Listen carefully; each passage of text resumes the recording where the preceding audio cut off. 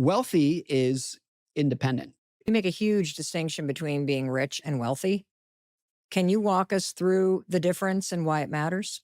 I think if you are rich, that by my definition, that means that you have the money in the bank. You can buy the things that you want. You can make your mortgage payment. You can make your car payment. You can pay for your dinners out, whatever you want to do. That's rich. Wealthy is independent. It's money in the bank that you're not spending. It is money, it's things that you have not purchased. It's savings, it's investments that's sitting there, not being spent, but it's giving you independence.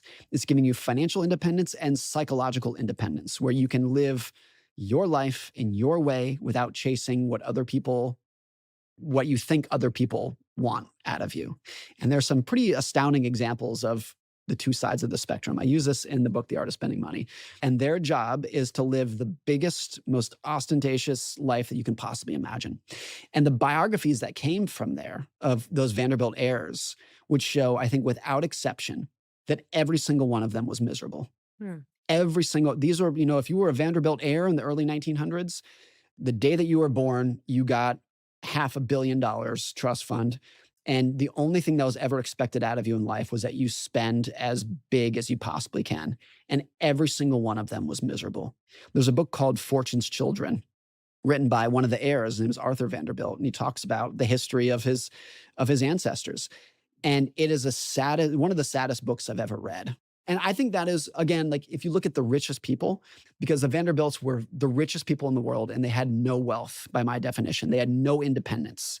They had no ability to live their own life. I think that's the difference between rich and wealthy.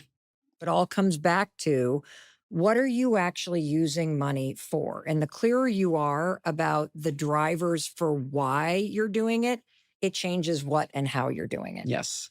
And it's so clear in my head, like, would you rather earn $70,000 a year and your kids admire you, you have a great marriage, you have barbecues with your friends and you sit and laugh and you're in good health?